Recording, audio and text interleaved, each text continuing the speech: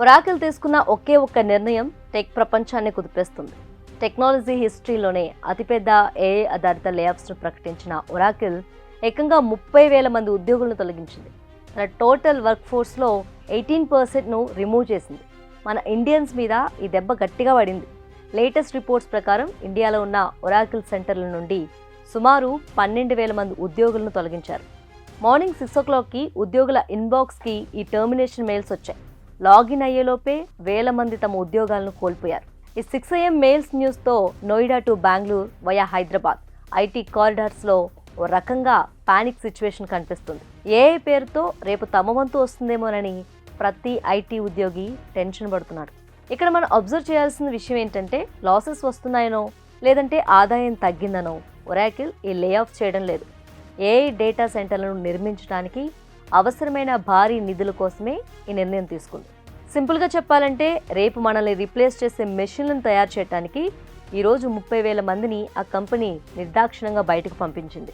Amazon web service, Azure, Google క్లౌడ్లతో cloud మార్కెట్లో పోటీ పడాలన్న ఒరాకిల్ నిర్ణయమే ఈ లే ఆఫ్స్కు మెయిన్ రీజన్ అంట. ఇందుకోసం $156 బిలియన్ ఇన్వెస్ట్మెంట్ను ప్లాన్ చేస్తుంది.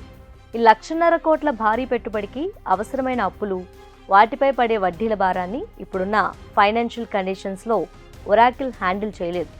అందుకే ఖర్చులను తగ్గించుకోవటానికి ఉద్యోగుల తొలగింపునే ఏకైక మార్గంగా ఆ సంస్థ ఎంచుకుంది.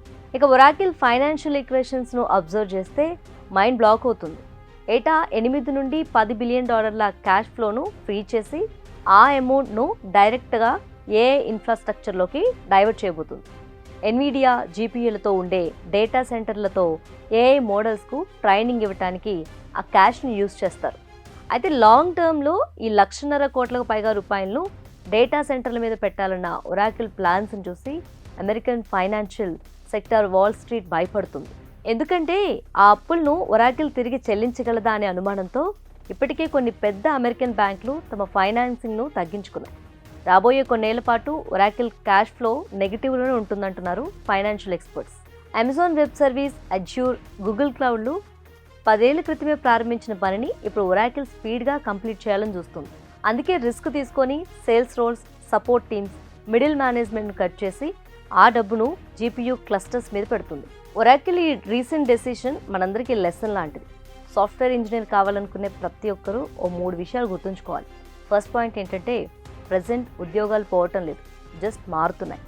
ట్రెడిషనల్ సాఫ్ట్వేర్, డేటాబేస్ అడ్మినిస్ట్రేషన్లో ఉండేవారికి ఇది డేంజర్ బెల్ అని చెప్పుకోవాలి. బట్ సేమ్ టైం ఏఐ ఇంజనీర్లకు డిమాండ్ పెరుగుతుంది. ఇక సెకండ్ పాయింట్ ఏంటంటే, వరల్డ్ వైడ్గా క్లౌడ్ రేస్ డెస్పరేట్గా ఉంది. డూ ఆర్ డై స్టేజ్కు చేరిందనమాట. లాస్ట్ పాయింట్, స్మాల్ ఐటీ కంపెనీలకు ఫైనాన్సింగ్ ప్రాబ్లమ్స్ రావచ్చు.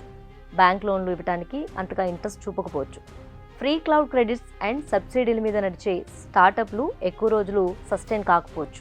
30,000 మంది ఎంప్లాయీస్ని తీసేసి $156 బిలియన్ పందెం కాస్తున్న ఒరాకిల్ మాస్టర్ ప్లాన్ వర్కౌట్ అవుతుందా, లేదంటే టెక్ హిస్టరీలోనే బిగ్గెస్ట్ మిస్టేక్ అవుతుందో తెలియాలంటే వెయిట్ చేయాల్సిందే.